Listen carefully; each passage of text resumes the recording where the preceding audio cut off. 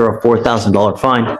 We are going to do probable cause. You have the right to remain silent. Anything you say can and will be used against you. You have the right to have an attorney present during questions and interviews with the state of Texas. If you cannot afford a lawyer will be appointed to represent you, sir.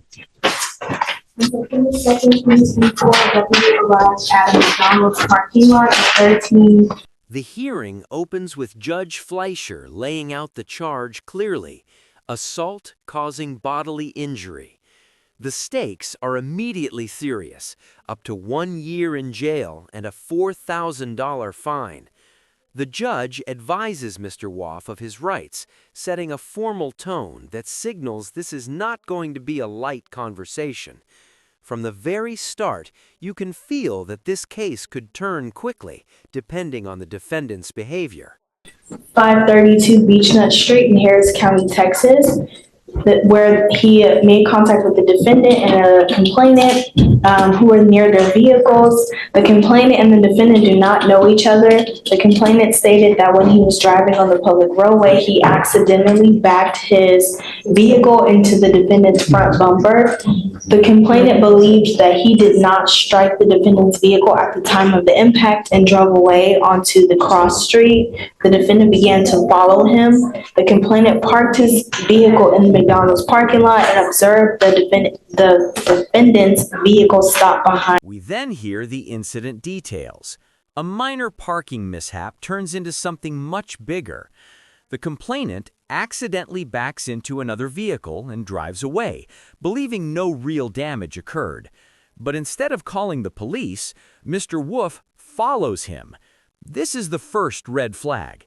Was this about accountability or anger taking control? In his car, the defendant approached the driver's door of the complainant's vehicle.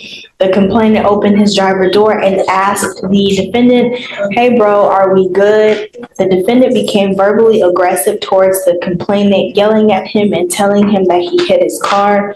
The complainant remained sitting down in his driver's seat. The defendant was so close to the complainant that the complainant could not walk out of the vehicle. The defendant with his left fist struck the complainant on the right side of his face, causing pain. The defendant repeatedly told the complainant to get out of the car. The complainant remained in the vehicle while the defendant continued to yell at him, standing outside of the driver's side of the vehicle. The complainant had a purple discoloration mark with red swelling on. Things escalate fast in the McDonald's parking lot. The complainant tries to de-escalate with a simple question: "Hey bro, are we good?" But Mr. Woff responds with aggression. He blocks the complainant inside his vehicle, stands inches away, and then throws a punch. The injuries described, swelling, discoloration, and eye redness, make it clear this was not just a heated argument. This is where a bad decision becomes a criminal charge. His right cheek, consistent with that of a physical assault. The white area of the complainant's right eye was pink compared to his left eye. A vehicle inventory of the defendant's vehicle revealed a clear plastic bag containing two separate plastic bags of marijuana.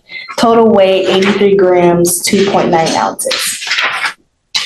Mr. Wyckoff, I'm going to find that there's probable cause to go forward with the case. I'm going to tell you that. As if the assault wasn't enough, officers find marijuana inside Mr. Woff's vehicle. Now the situation is no longer just about violence. It's also about substance use. Judge Fleischer makes an important point here. If Mr. Woff had simply called the police, this could have ended very differently. Instead, taking matters into his own hands landed him in deeper trouble. All you really had to do was call the cops when that dude took off, and then they probably would have had that dude arrested. But now, because you took matters into your own hands, you and I are not going to have a good time. I am now sending you for a drug test. I want to know what, if anything, is in your system, and you must come right back to court. Do you understand? Yes, sir. Do you have a Texas driver license? Yes, sir. Can you run his license, please? Do you have valid liability insurance in your name? Yes, sir. I want proof before you leave here today to see whether I'm going to allow you to drive or not. Number one. Number two, as a condition of your bond, you are not allowed to use dope or any kind of dope whatsoever or alcohol. If I find that you're using anything, I'm going to put you in jail and I'm going to make your bond sky high. Do you understand? Yes, sir. This license is eligible, Judge. Thank you. I'm ordering you also as a condition of your bond not to be in possession of any weapons and not to have any contact with the complaining witness in this. The judge orders an immediate drug test and sets strict bond conditions: no drugs, no alcohol, no weapons, and no contact with the victim. This is a clear warning moment. Judge Fleischer is giving Mr. Woff a chance, but it's obvious that chance comes with zero tolerance. Viewers might ask, would you have complied quietly or argued back? Case. Rachel, I'd like to send him down right now for a drug test. I'm gonna have you sign a reset and then I'm gonna hand you off to take a drug test and then you must come right back. Do you understand? Okay. Right this one. Mr. Wyckoff tested positive for cocaine. He also tested positive for, what else was it? Mr. Wyckoff, I'm gonna tell you now, I'm not putting up with it. I'm not gonna let you do this while you're on my watch.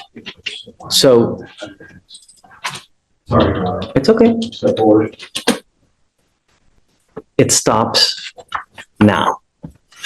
And if you don't, we have one place for it. You understand? You will be drug tested like crazy. I'm going to bring you here 2 times a week so that you prove to me that. The drug test results come back, and they change everything. Mr. Wolf tests positive for cocaine. The judge's patience snaps. His message is blunt: I'm not putting up with this. From this moment on, the tone shifts from procedural to personal accountability. The court is no longer just monitoring, it's preparing to enforce consequences. You're not consuming any kind of cocaine, alcohol, or any dope whatsoever. And the first time you test positive, you will go to jail. I know that you're going to test positive now for the next 3 days, maybe 4, but after that time, if you have continued to test positive for cocaine, then you will go to jail. As far as the weed is concerned, I will give you a 35 to 40-day window. And after that, if you test positive, that tells you that you've continued to use, and likewise, you will go to jail. And I'm going to tell you now, no more PR bonds. Do you understand? I don't care if you're mad at me. I don't care if you're, look. I'm not gonna make it 2 times a week.